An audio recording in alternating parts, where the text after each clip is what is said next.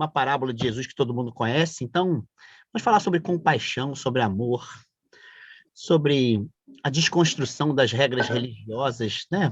Que é para a nossa comunidade uma coisa já meio até batida, né? Relativizar as regras que tanto inviabilizam que os nossos afetos sejam afirmados com beleza, com grandeza. Então, primeira música de hoje, Amizade Verdadeira.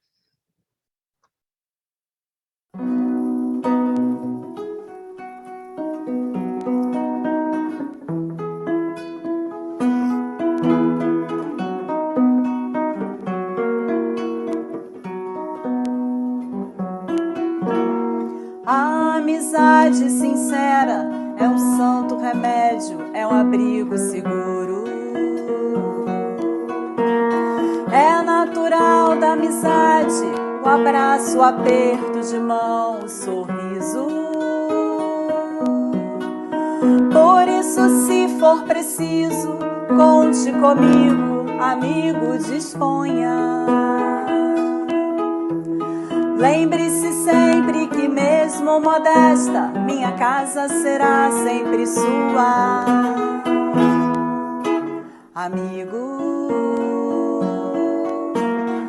os verdadeiros amigos do peito de fé, os melhores amigos, não trazem dentro da boca palavras fingidas ou falsas histórias. Sabe entender o silêncio e manter a presença, mesmo quando ausente. Por isso mesmo, apesar de tão raros, não há nada melhor do que um grande amigo. A amizade sincera é um santo remédio, é um abrigo seguro. É natural da amizade o abraço, o aperto de mão, o sorriso. Por isso, se for preciso, conte comigo, amigo, disponha. Lembre-se sempre que mesmo modesta, minha casa será sempre sua. Amigo, por isso, se for preciso, conte comigo, amigo, disponha. Lembre-se sempre que mesmo modesta, minha casa será sempre sua. Amigo, amigo, amigo.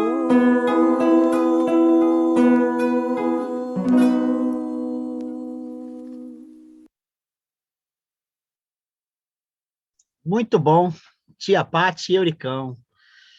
Nós vamos... Onde é que está isso? Estou tentando aqui, ó, gravar, mas também não está nem abrindo para mim. O que houve?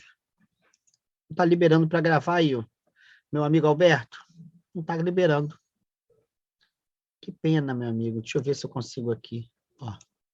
Recording in progress. Ó, consegui, Albertão. Vamos ver se sobe o vídeo. Hoje nós estamos celebrando o tema da compaixão. O tema da compaixão. Essa experiência difícil e, ao mesmo tempo, desafiadora, porque Jesus não a transformou num sentimento, a transformou num compromisso. E sentimentos podem romper de uma hora para outra ou não, mas compromissos éticos, compromissos relacionais, esses a gente responde por eles a todos os momentos. Então, é sobre isso que nós vamos celebrar hoje. A gente vai ver essa parábola bonita de Jesus sobre o bom samaritano, que é onde ele responde com o tema da compaixão, uma pergunta feita por um religioso do seu tempo.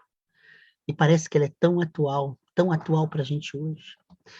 Talvez faça desse nosso culto aqui um culto contemporâneo da própria resposta dada por Jesus àquele homem. Então, que seja assim o nosso culto, repleto de compaixão e de compromisso com o sofrimento do outro, as nossas dores, mas com envolvimento responsável com as dores, sejam elas quais forem. Envolvimento respeitoso. Movimento respeitoso. Sem ridicularizar as nossas e as dores daqueles e daquelas que nos acompanham. Vamos fechar os nossos olhos, então, em oração. Pedir para que esse culto desperte em nós o compromisso da compaixão. Isso que os budistas, há tantos milênios, levam a sério como sentido mais profundo das relações entre seres humanos e dos seres humanos com os seres vivos em geral. A compaixão. Érica, minha amiga, você pode orar para a gente? Posso. Se eu tossir no meio, vocês também tenham compaixão. Tá bom, vamos lá. Senhor nosso Deus, nosso amado Pai, amigo, pedimos nesse momento que nos ajude na compreensão da sua palavra para entendermos um pouco mais sobre compaixão e que essa compaixão também possa ser exercida no nosso dia a dia, nas relações nossas com os outros, que nós possamos julgar menos as situações que nós vivemos no dia a dia com o outro, entendendo o lugar do qual as pessoas tomam algumas atitudes e reagem com a gente, e que nesse olhar cuidadoso nós possamos acolher o outro e ter compaixão. É isso que eu te peço, em nome de Jesus. Amém. Obrigado, Érica. Viu? Não tossiu. Não. Tava só fungando, mas tossiu, não tossiu. Tossi agora. E você foi fazer teste para Covid? Eu fiz o teste, mas eu fiz o PCR, então demora 2 dias. Mas eu tô com bastante sintoma, como da outra vez que eu tive.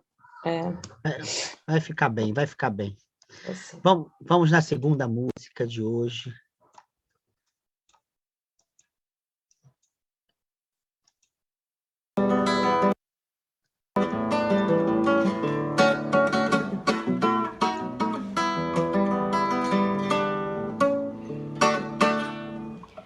O bem ilumina o sorriso, também pode dar proteção.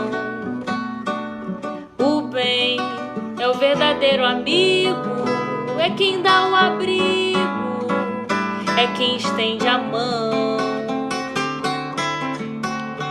No mundo de armadilhas e pecados, armado tão carente de amor, às vezes é bem mais valorizado, amado, endeusado, quem é traidor. E o bem é pra acabar com o desamor. Se a luz do sol não para de brilhar, se ainda existe noite e luar, o mal não pode superar. Quem tem fé pra rezar diz amém e vê que todo mundo é capaz de ter um mundo só de amor e paz.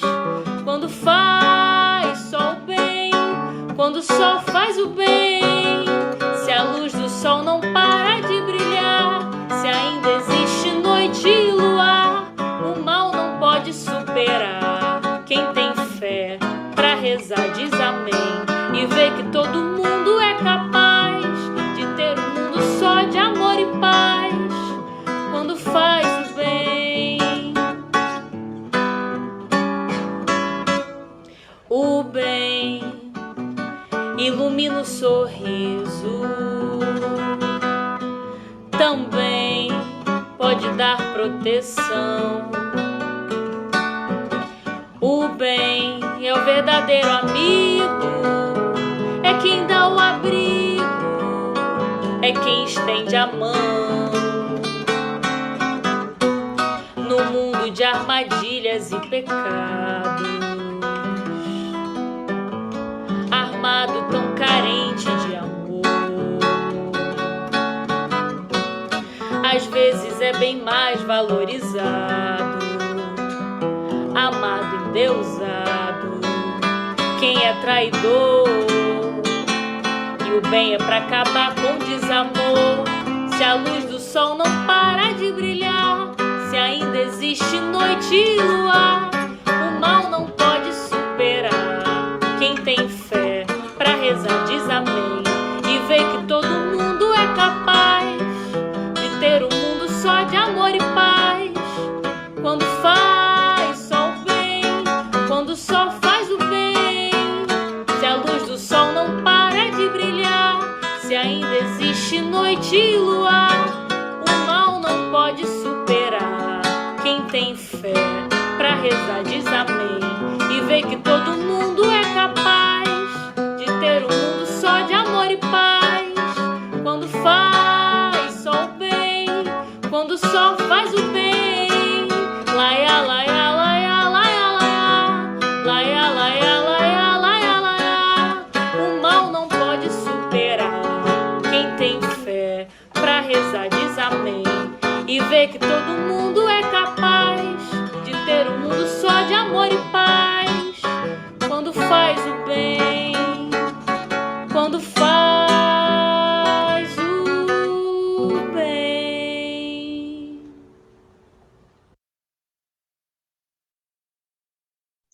Bonita, hein? Nossa, Vitorinha e Euricão arrebentando. Vitorinha espetacular, né? Ela e Sofia, quando cantam, impressionante. Eu vou ler um pensamento do nosso grande Fernando Pessoa. Esse é um texto do Fernando Pessoa que eu gosto demais, demais, demais, sobre a compaixão. E a gente vai compartilhar. Vamos pedir a Deus, ou vamos agradecer pelo exercício da compaixão. Diz o poeta: a única atitude intelectual digna de uma criatura superior é a de uma calma e fria compaixão por tudo quanto não é ele próprio.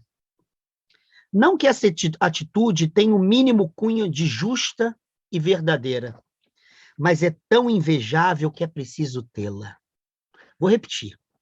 A única atitude intelectual digna de uma criatura superior é de uma calma e fria compaixão por tudo quanto não é ele próprio.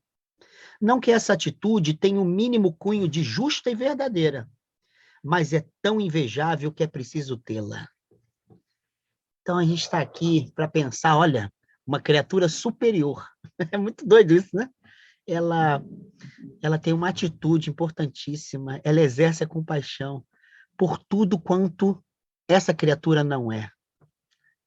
Então, se espalha para além do ser humano o desafio da compaixão. A superioridade está em compadecer-se. E como eu já adiantei, quando chegar no texto de Jesus, vai ficar mais claro ainda. A compaixão tem a ver com sofrimentos que não têm sentido de ser, que não têm direito de ser. A gente vai chegar a isso, porque os judeus pensavam a compaixão assim. A compaixão tem a ver com injustiça. Mas antes de chegar lá, como é que a gente pode ter essa superioridade de se envolver com o sofrimento daqueles e daquelas que nós não somos? Que superioridade é essa? Que é exercida na capacidade de intervir em dores que nos incomodam, que nos interpelam, que nos chamam à responsabilidade. O que é que nós vamos pedir nesse momento de oração para que a gente seja muito superior, mas tão superior que a gente se compadeça e não se envaideça? É isso que está dizendo o poeta. O que é que a gente vai pedir por isso? Quem quer começar?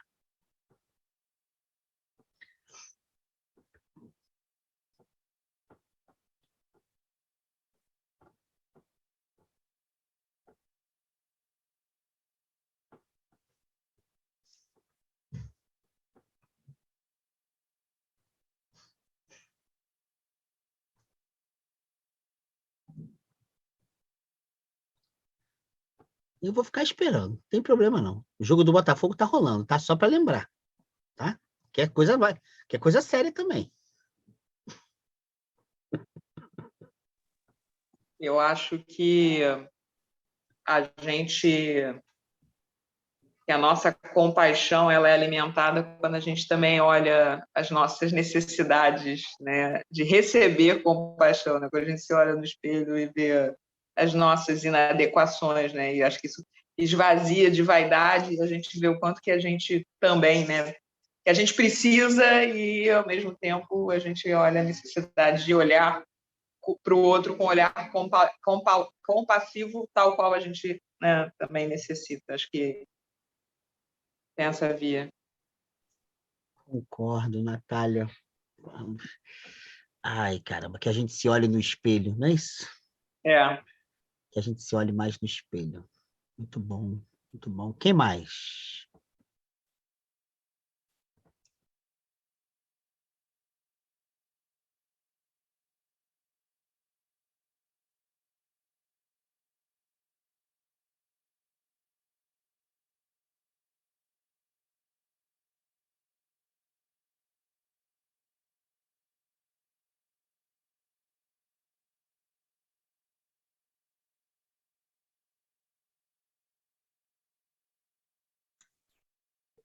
Se não for ninguém, vamos continuar em silêncio.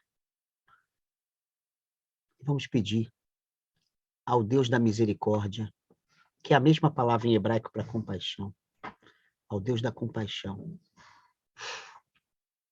que fortaleça a nossa capacidade de se compadecer. Que a gente saiba não ser indiferente às dores que não valem a pena nos seres da criação e que nos interpelam, que gritam por mãos abertas, da mesma forma, como disse bem a Natália, que a gente também saiba gritar para que mãos abertas nos acolham. Que a gente tenha essa coragem e essa humildade de pedir compaixão.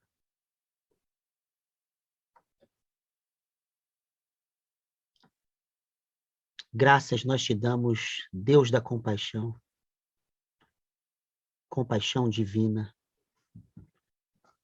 porque esse é um tema difícil, árduo, mas é um dos termômetros da nossa fé. Nós não queremos ter a fé das doutrinas. Essa é pequena, essa é medíocre, essa produz vaidade, arrogância, disputa, perseguição. As pessoas que não pensam como nós, que não creem como nós. Nós queremos uma fé que se revele em atos de compaixão, a capacidade de lidar com a dor alheia, dor que grita, que pulsa, que nos interpela. Às vezes, dores sem gritos, dores em forma de mutismo, de silêncio. Às vezes, só o olhar triste que atravessa os nossos olhos e exige a nossa mão aberta. Dá-nos sensibilidade, arranca de nós a indiferença. De modo semelhante, dá-nos a coragem de pedir pela compaixão de quem possa nos levantar, nos acolher, nos abençoar, nos abraçar. De quem possa cuidar das nossas feridas. Dá-nos a coragem para os gritos, pois foi o teu filho que gritou na cruz, segundo o Evangelho de Marcos. Ele teve a coragem de gritar.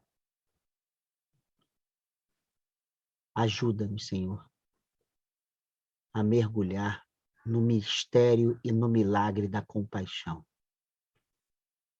É o que nós te pedimos, em nome do teu Filho, que viveu e morreu sob a força da compaixão. Amém. Vamos mais uma das músicas para a gente refletir o texto de hoje, né?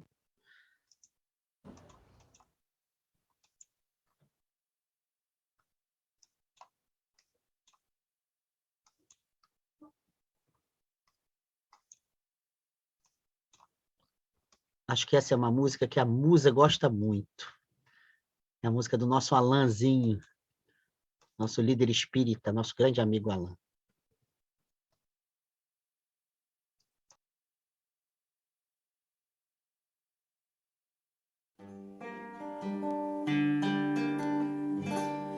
Pés descalços, mãos marcadas, moradores das calçadas, esquecidos como a própria noite. Rosto triste, olhar tão raro, na esperança de um amparo, o silêncio mostra a própria dor. Sem perceber, finjo não ver e prefiro evitar. Preciso ter olhos de ver e mãos de ajudar e amar como ele amou. Pés descalços, mãos marcadas, Jesus Cristo nas calçadas, esquecido como a própria noite. Rosto triste, olhar tão raro, na esperança de um amparo, o silêncio mostra a própria dor. Sem perceber,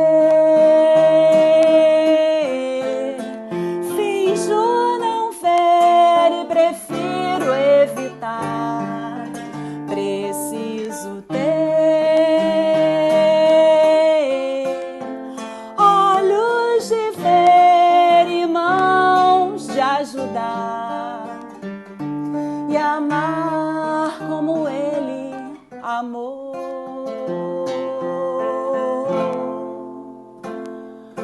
Pés descalços, mãos marcadas, Jesus Cristo nas calçadas, esquecido como a própria noite.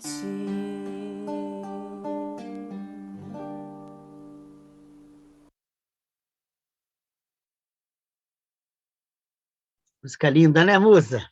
Que música linda, cara. Nosso Alanzinho, outro dia entrou em contato comigo. Vou ver quando é que ele pode participar com a gente aqui, para dar uma palavra, né? Ele é um cara que fala muito bem, é um cantor espetacular, muito estudioso, muito querido. O texto é do Evangelho de Lucas, é a famosa parábola do bom samaritano. Todo mundo conhece aqui. Essa parábola a gente devia ler todos os dias, sabe? É para a gente sempre reconquistar essa alegria primeira, né? De ler, falar, gente, que resposta genial de Jesus, que coisa bonita. O texto diz assim: um mestre da lei, um religioso, vamos traduzir isso, um religioso ortodoxo, chato, arrogante, foi esse. Um mestre da lei se levantou e, querendo pôr Jesus à prova, perguntou: mestre, que devo fazer para receber a vida eterna? Jesus lhe disse: o que está escrito na lei? Como é que tu a leis? Então, como é que você lê a lei? Ele respondeu: amarás o Senhor teu Deus de todo o coração, de toda a tua alma, com toda a tua força e com toda a inteligência. E a teu próximo como a ti mesmo. Jesus lhe disse: tu respondeste corretamente. Jesus agora, né, avaliou a resposta do doutor, né, do legalista. Aí disse: faze isto e viverás. Ele, porém, querendo justificar-se, disse a Jesus: e quem é meu próximo? Aí, Alberto, quem é o meu próximo? Essa é a pergunta, que é uma segunda pegadinha. Jesus respondeu: certo homem descia de Jerusalém para Jericó e caiu na mão de assaltantes. Estes lhe arrancaram tudo, o espancaram e foram-se embora, deixando quase morto. Por acaso, um sacerdote que estava descendo por aquele caminho passava e viu o homem. Quando o viu, seguiu adiante pelo outro lado. O sacerdote, o pastor, o papa, o bispo. É isso que ele está dizendo. O sacerdote viu e foi para o outro lado e foi embora. O mesmo aconteceu com um levita. Um levita, um mestre da música da igreja, sabe? Um regente do coral da igreja. Da IRI, da igreja de Ipanema, da igreja presbiteriana X, da igreja católica. Chegou ao lugar, o levita, viu o homem e seguiu adiante pelo outro lado. Também ele foi embora. Mas um samaritano, que era proibido de entrar no templo de Jerusalém. O samaritano, essa ralé, que estava viajando, chegou perto dele, viu e se compadeceu. Aqui, musa, se compadeceu. Aproximou-se dele e fez curativos, derramando óleo e vinho nas feridas, hein, Ângela? É aqui, ó. Depois colocou o homem em seu próprio animal e o levou a uma pensão onde cuidou dele.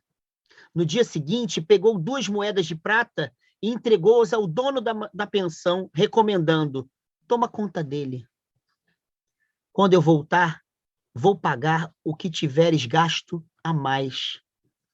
E Jesus perguntou para o pastor, para o papa, para o legalista, para o teólogo da época: na tua opinião, qual dos 3 foi o próximo do homem que caiu nas mãos dos assaltantes?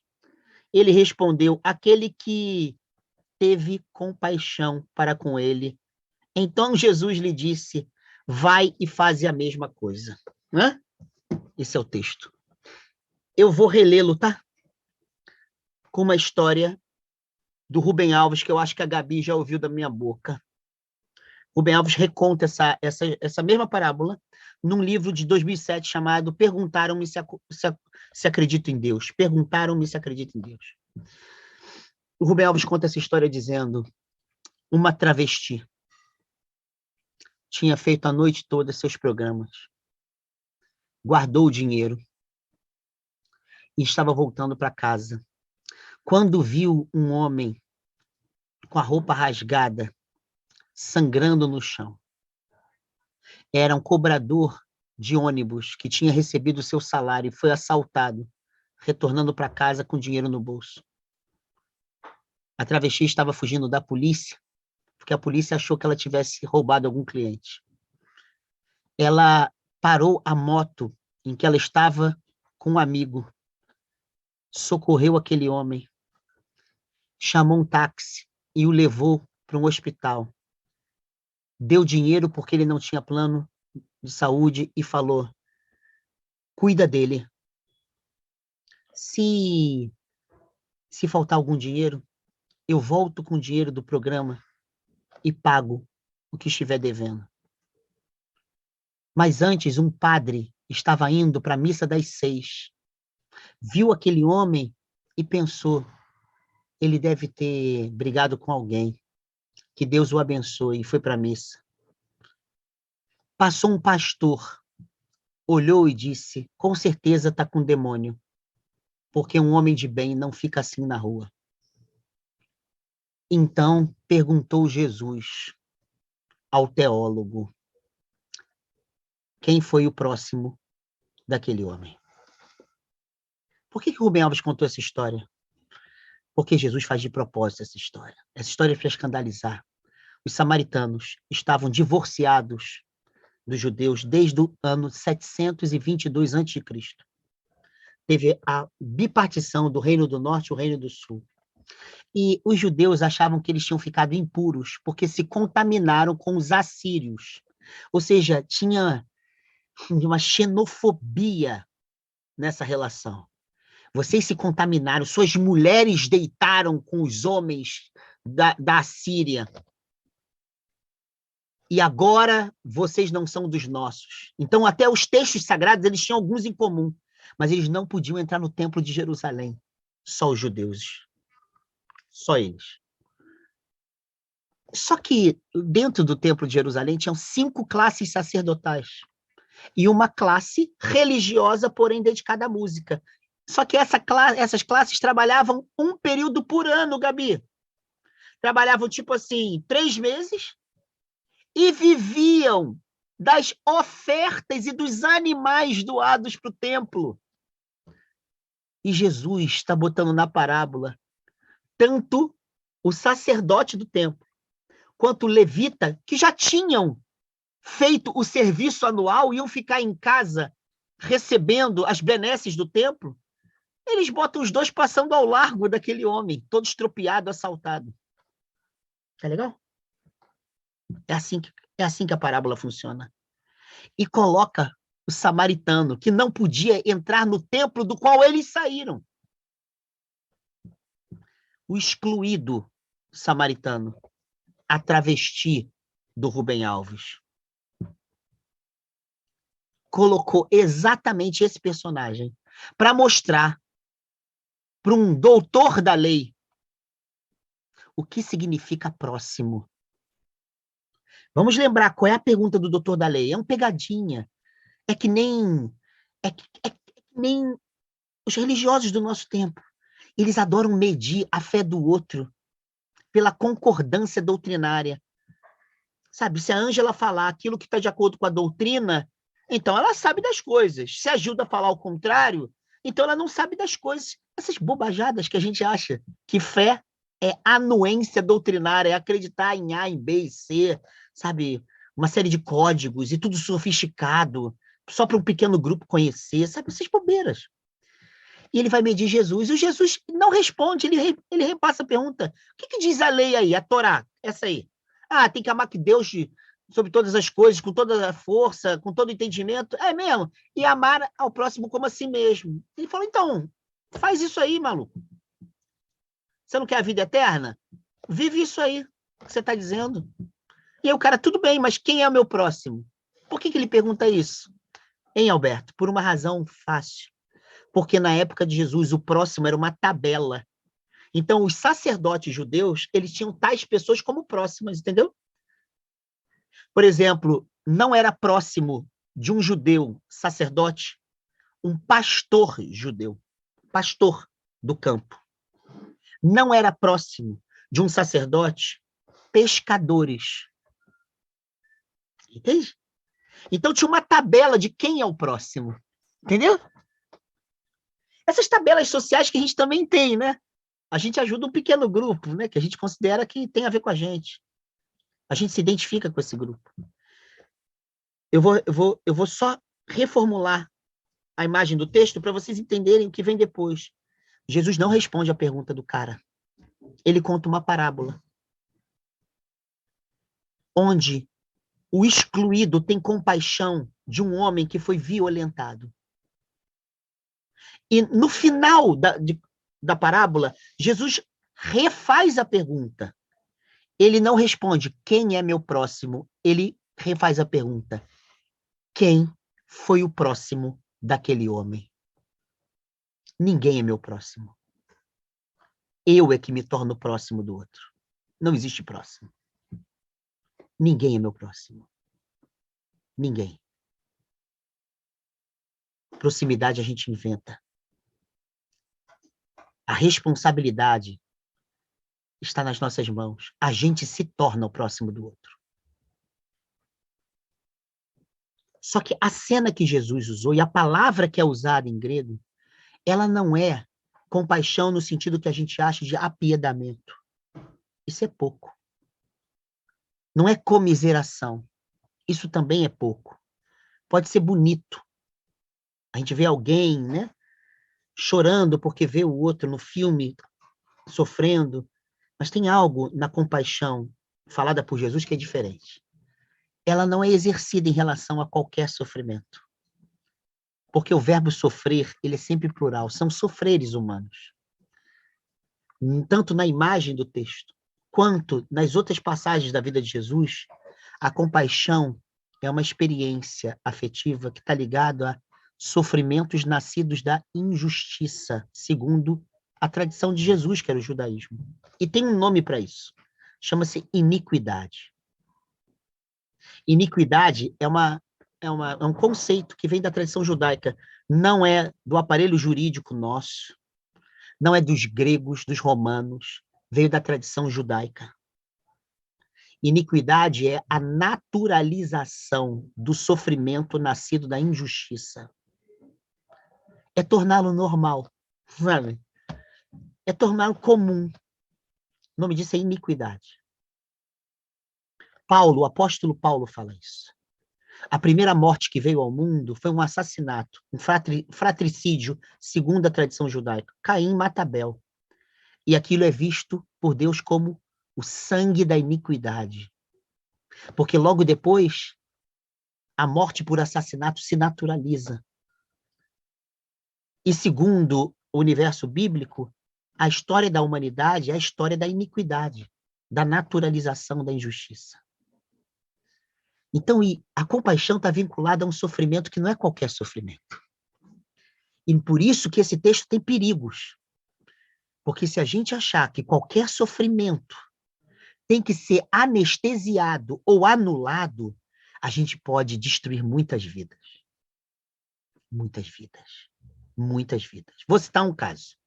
Não sei se a Gabi, no outro grupo lá que a gente tinha de estudo, se ela ouviu essa história. Mas essa história eu conto porque eu ouvi da própria pessoa, em questão há muitos e muitos anos, há uns 20 anos.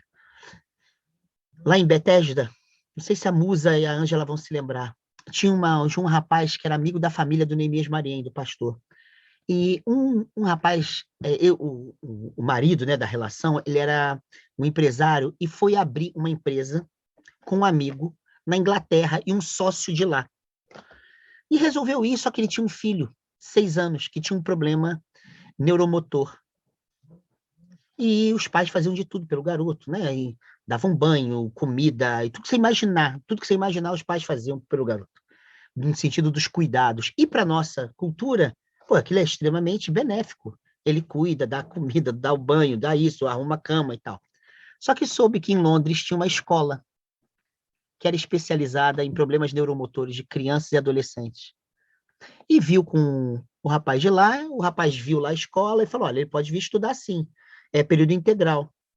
Agora, vocês têm que assinar um termo de compromisso, que essa criança vai ficar no mínimo 1 mês lá e vocês vão passar meio período de 1 semana, a primeira semana, para ver como que a gente trata das crianças. E eles tratavam da seguinte maneira.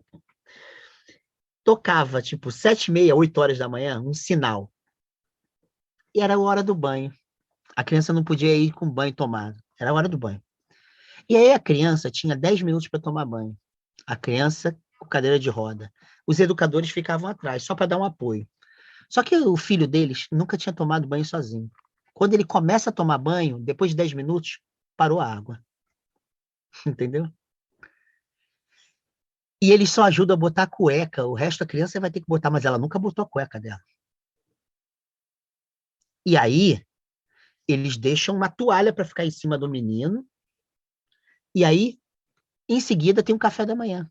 Café da manhã, 15 minutos, mas o menino nunca comeu sozinho. Quando o garoto começa a comer, deu a hora. Eles deixam acabar a maçã, mas o resto não, e tiram. Os pais estão lá vendo, lá atrás, desesperados. Mas eles assinaram o termo de compromisso. E lá não tem palhaçada, não. Vai cumprir. Vai cumprir.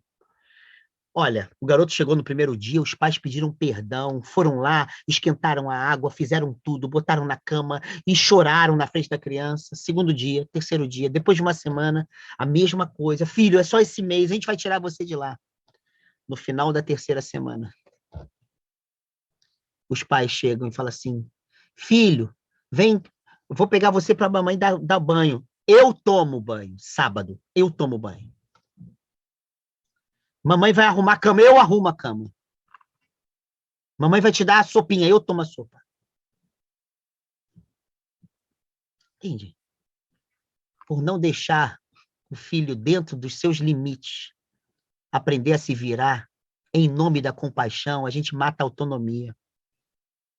Entendeu? Há muitos sofreres na vida que são dignos de ser vividos. Não é qualquer sofrimento que tem relação com compaixão. Não deixar o filho ou a filha padecer num término de namoro. Por quê? Porque eu não gosto de ver minha cria sofrer. Ué, como não? Quem é você? Quem é você? Para não deixar sua filha chorar. Eu me lembro até hoje, primeira vez adolescente, que eu tomei um chifre do tamanho da Torre Eiffel, sabe? Enorme. E todo mundo soube, menos eu. E no final, só eu era sacaneado. O corno, né? Quem tá vendo pode saber. O corno. E aí, eu cheguei em casa desesperado e tal. Minha mãe viu aquela cena. E quando eu contei que eu tinha sido o último a saber, como sempre, né? Minha mãe chegou assim, uma das poucas vezes que minha mãe falou com um certo ímpeto e disse assim: filho, para com isso. Seja homem. Chora. Até hoje eu falo isso para minha mãe. Para com isso. Não esconde, não. Seja homem. Chora. Assume, tá te doendo. Minha mãe não ficou passando, sabe, remedinho em mim, não. Sedando. Tem lágrimas que têm que ser vertidas. Porque faz parte. Faz parte. Se morrer alguém que eu amo e alguém falar para eu não chorar porque a vida continua, eu tenho que parar e falar para essa pessoa: vem cá, você não me ama, você quer me sedar. Como é que eu não vou chorar a morte de quem eu amo? Se alguém quiser me tirar do luto e me sedar em meio à minha dor, essa pessoa está tirando a dignidade de uma lágrima de quem realmente ama. E se eu chegar para a musa que perdeu um filho e chora todo ano e falar para ela: para com isso, eu não a amo. Eu tenho que estar ao lado, vendo-a chorar, mas de mão dada. Mas sedar aquela lágrima, se eu fizer isso, com ela eu mato. Eu mato a musa. De que sofrimento fala a compaixão? O exemplo de Jesus é claro. Ele está falando da iniquidade, da injustiça. A gente tem que ter compaixão pela Amazônia, porque aquele é ato de injustiça. Porque aquele sofrimento não tem dignidade, não traz crescimento, engrandecimento, não traz beleza, não traz vida, não traz maturidade, traz aniquilação, extinção. São esses sofrimentos que Jesus diz que exige que a gente se faça próximo. Quem é o próximo dessa árvore incinerada pela indústria madeireira sem nenhuma licença para isso? Quem vai se tornar o próximo dessa árvore? E do Rio Doce, que a etnia Krenak chama de Watu, e considera o avô da tribo, e foi destruída exatamente por causa da Samarco. Quem é o próximo daquele rio? Quem chora aqueles peixes? Quem chora aquelas águas? Quem? Quem é capaz de se fazer próximo? Porque isso é iniquidade. Isso é um sofrimento que nasceu da injustiça. Quem ficou diante de Jesus chorando a sua crucificação? O pior suplício da época de Jesus. Um assassinato em cima de um monte, era assim que era feito, na frente de todo mundo. Uma pedagogia do terror, a política do terrorismo injustificado, brutal, sem sentido. O medo pelo medo, o ódio pelo ódio. Quem chorou diante daquela vítima, gritando: por que me abandonaste? Algumas mulheres só. Entende? Vamos gastar o nosso vocabulário compaixão para qualquer sofrimento. Tem sofrimentos que a gente tem que deixar sofrer, caso a gente ame. Porque se a gente sedar, é porque a gente não ama com grandeza. Sexta-feira nós terminamos o nosso trabalho lá de rua. E eu estou pesquisando espiritualidade das prostitutas. Então, estou entrevistando toda semana várias prostitutas. Prostitutas não, putas. Porque são assim que elas falam. E por que putas? Porque puta significa literalmente não ter reputação.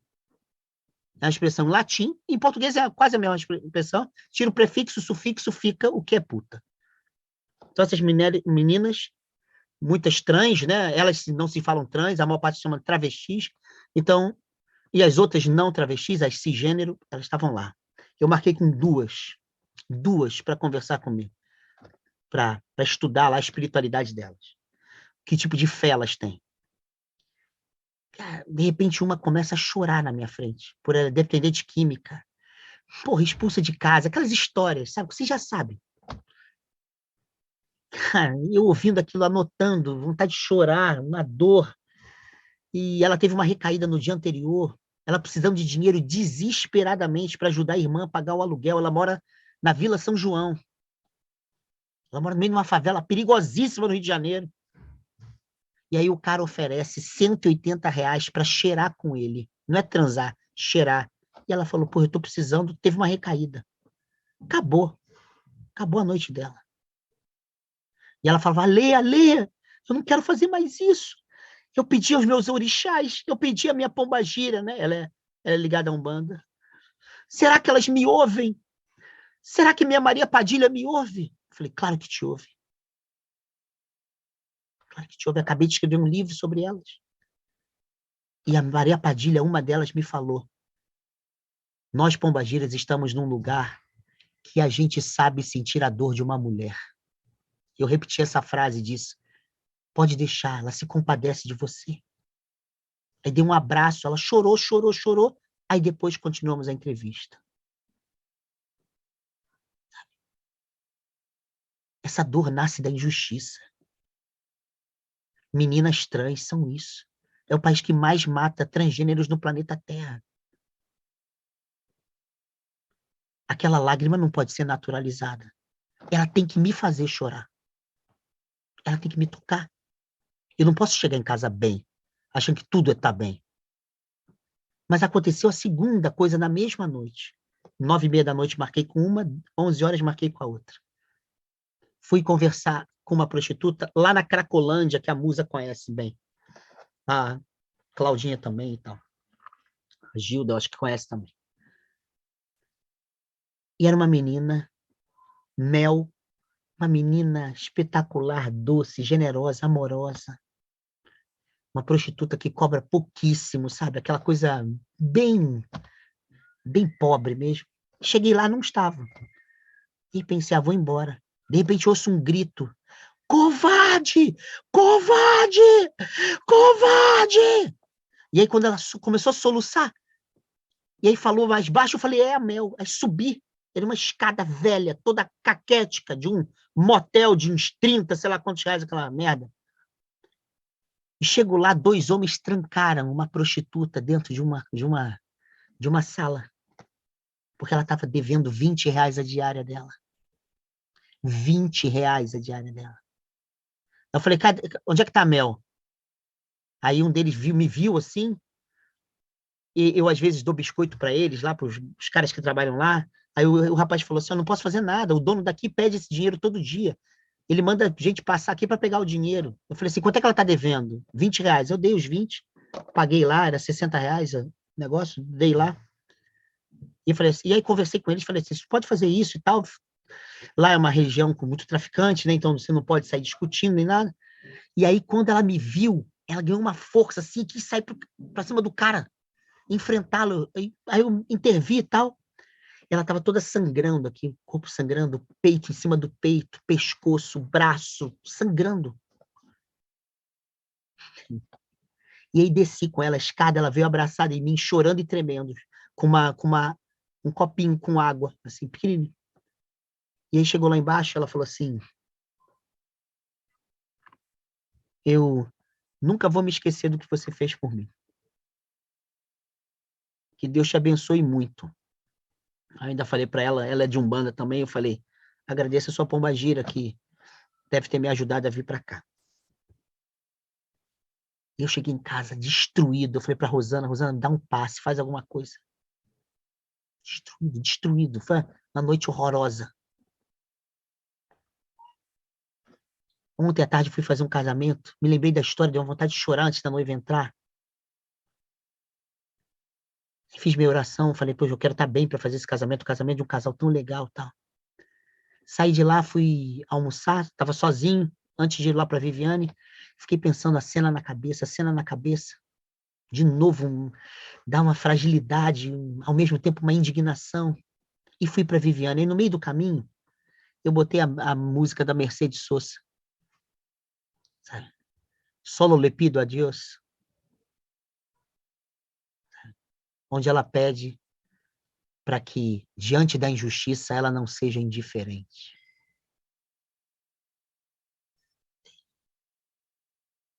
E me lembrei do texto de hoje.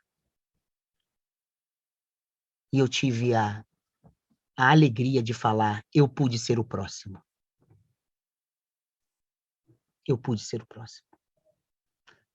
Para terminar, mas também muita gente já foi meu próximo ou minha próxima, vamos chamar assim. Minha mãe estava mal. Muitas de vocês aqui entraram em contato, né? Foi operada às pressas. As prostitutas, as putas souberam. Acho que por causa da Regina, lá da ICI, que às vezes está aqui com a gente. De repente eu começo a receber recado delas.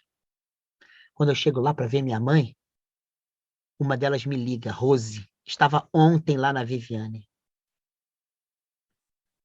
E a Rose fala assim para mim, Alexandre, como é que tá sua mãe? Eu falei assim, minha mãe tá assim, assim, assim, assado. Falou assim, olha, a gente vai orar por você. Já botei o nome da sua mãe para as entidades cuidarem dela. Eu falei, puxa, muito obrigado. De repente tem um recado de uma chamada Tabata, uma prostituta negra, lutadora, guerreira, assim, espetacular. E ela fala assim, botei o nome da sua mãe. Você pode confirmar? Aí eu botei Marta Lúcia Marques Cabral. Aí eu perguntei para ela, você é de igreja? Ela falou, minha mãe era. Eu sou espírita. Aí eu perguntei, umbandista ou candomblessista? Porque é assim que elas falam, né? Ela, candomblessista. Falei assim, que bom. Aí ela falou, botei para a mamãe Oxum o nome da sua mãe. Falei, que maravilha, eu amo a mamãe Oxum. Ela falou assim, ela é uma mãe que cuida. Aí ela disse, eu tenho 2 filhos. Eu cuido deles. E eu sei que a mamãe Oxum vai cuidar da sua mãe. Elas foram as minhas próximas. E o que é bonito no texto é que Jesus está respondendo a um religioso que deseja a eternidade, a vida eterna. E a resposta de Jesus, no fundo, é a seguinte, esqueçam a eternidade. Façam-se próximos, próximas. Sabe? Não naturalizem a injustiça. Que as lágrimas sejam porque vocês não são indiferentes. Que a dor do outro, nascida da injustiça, seja um problema seu também. Não é exclusivamente nosso, mas também é nosso. Porque as dores que a vida exige para que a vida aconteça, essas a gente está junto, mas não se compadece. Mas as dores por causa da injustiça, essas é que nos fazem ter a tarefa de sermos próximos. E aí novos milagres acontecem. Que a compaixão habite em nós. E que a gente tenha a grandeza de chorar por dores que não valem a pena. Amém.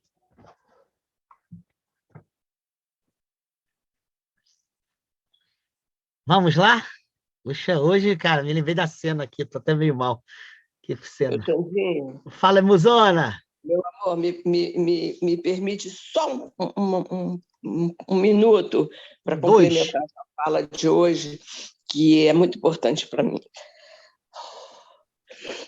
Eu me lembro, deve ter pelo menos assim, uns 15 anos lá em Bethesda, sei lá quantos anos quando você pregou sobre esse tema de amar ao próximo, e quem é o próximo.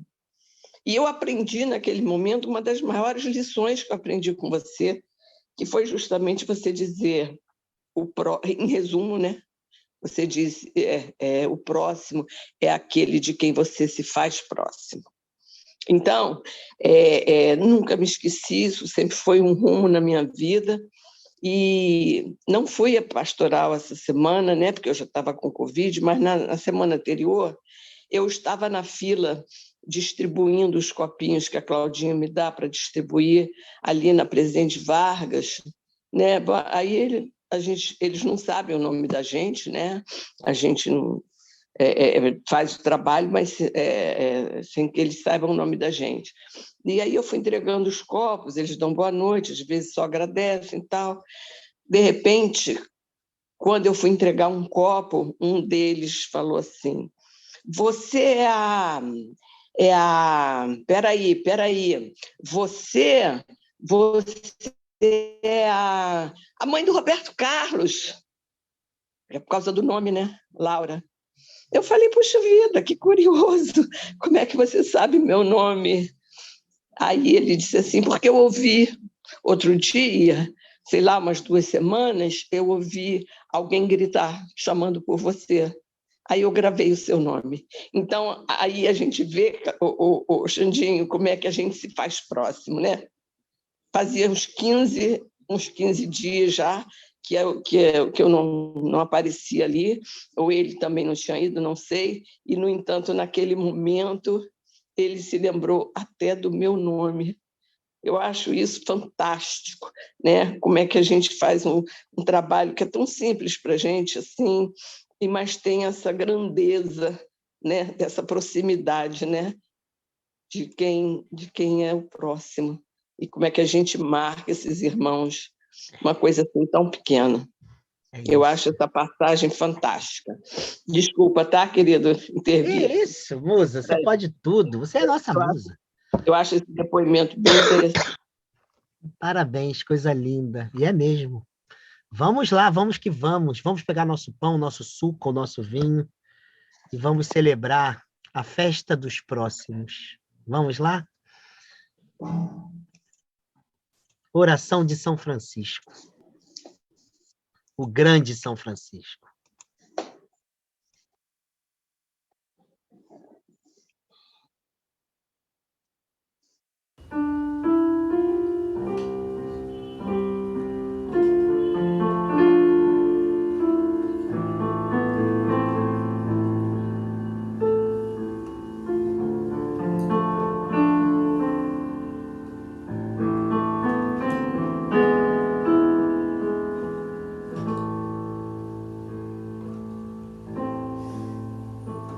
Senhor, fazei-me instrumento de vossa paz. Onde houver ódio, que eu leve o amor. Onde houver ofensa, que eu leve o perdão. Onde houver discórdia, que eu leve a união. Onde houver dúvida, que eu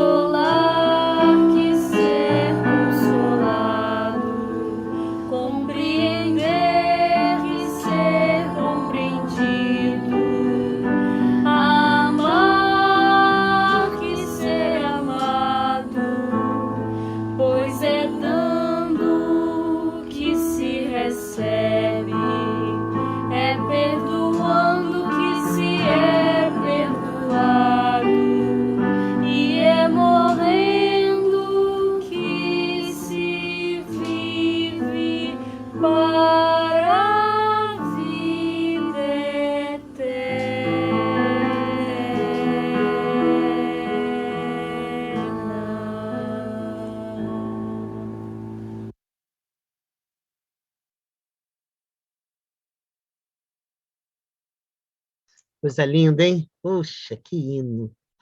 Também conhecido como oração pela paz. Naquela noite em que Jesus ia viver o suplício, ia gritar, ia pedir compaixão. Ia pedir compaixão. Ele pega um pedaço de pão, ele o parte, dando graças, e diz: tomai e comei. Isso aqui é a minha vida, meu corpo. Comam, mastiguem a minha vida, engulam a minha vida. Leve para vocês quem eu sou, para que vocês sejam mais quem vocês são. Isto é o meu corpo que será entregue por todos e todas vós. E de modo semelhante, com cálice com vinho, ele também dá graças e diz: tomai e bebei. Isto é meu sangue, o sangue da nova, da eterna aliança, entregue por vós e por todo mundo, para acabar com esse tal de pecado. Acabou o pecado. Entre nós isso não faz sentido. Fazei o mesmo em memória de mim. Saiam daqui para se entregar. Saiam daqui para serem próximos. Saiam daqui porque a dor não pode ser indiferente. Porque as lágrimas são necessárias. Há beleza na tristeza quando nasce da indignação diante da injustiça. Há beleza. A alegria que não saiba se entristecer diante da injustiça é euforia. É euforia. Aliena. Mas a felicidade também tem que saber ser triste diante dos sofrimentos que não valem a pena ser levados adiante. Pai nosso que estás nos céus, santificado seja o teu nome. Venha o teu reino, seja feita a tua vontade, assim na terra como no céu. O pão nosso de cada dia nos dá hoje. E perdoa as nossas ofensas, assim como nós perdoamos a quem nos tem perdoado. E não nos deixes cair em tentação, mas livra-nos do mal. Pois teu é o reino, o poder e a glória.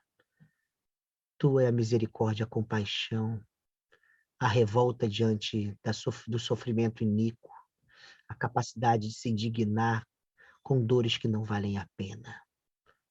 Ajuda-nos a lidar com os sofrimentos que não valem a pena. Ajuda-nos a arte de se entristecer diante da injustiça e dá-nos força para que possamos dizer não, para que a alegria brilhe e a vida valha mais a pena. Amém.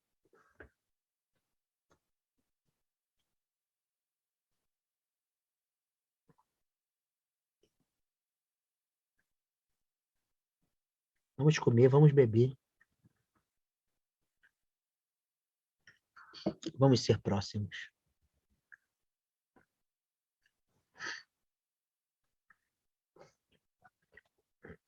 Para terminar a nossa celebração de hoje, há um vídeo. Deixa eu só pegar aqui. E a Rosana me passou, só que espera só um pouquinho para abrir aqui o WhatsApp. Espera. Que é onde está o vídeo.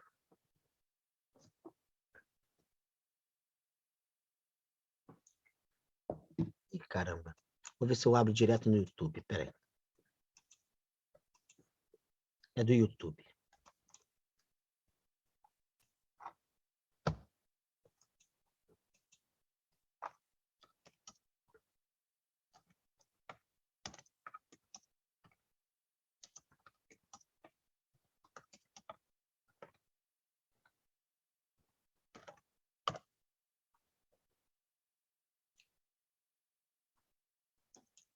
Podemos terminar com esse vídeo? É pequenininho.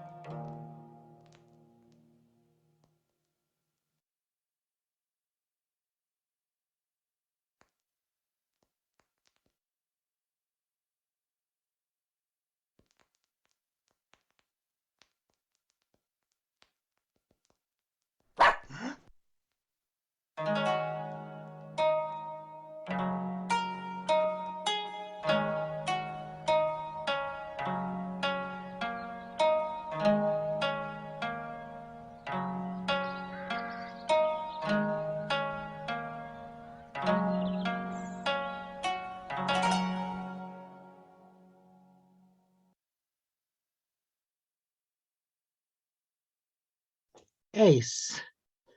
Vamos sair daqui para saber que, ao invés de pensarmos como é que a gente faz para ganhar a vida eterna, tem uma coisa mais bonita. Como faz para a gente viver a eternidade da experiência de ser próximo? Como faz para a gente exercer compaixão? Compaixão. Vamos lá? Vamos mentalizar pessoas que a gente acha que necessitem da nossa oração, de um cuidado especial. Nossa musa, nossa Gabi, nossa Érica, né, que não conseguiu entrar de novo. Nossa Ângela. Vamos mentalizar nossa semana, que se essa bênção fortaleça os nossos passos na arte de tornarmos-nos próximos.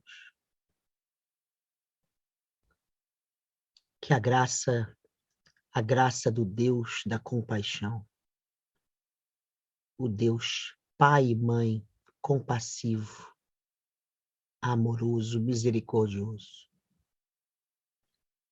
o coração repleto de bondade de Jesus de Nazaré, a força transformadora desse verbo amar chamado Espírito Santo, estejam conosco, cuidando de nós, libertando-nos para uma vida mais plena. Hoje, essa semana e por todo sempre. Amém. Amém. Amém. Semana que vem, 6 horas, o Jacler que vai estar aqui, grande pastor Jacler, e aí continuamos aí. Temos aí umas possibilidades da gente ter os lugares aí, mas estamos aí pesquisando ainda, tá? Estaremos juntos na próxima semana. Eu vou estar ausente por causa do aniversário do Tomás, mas o Jacler está no comando.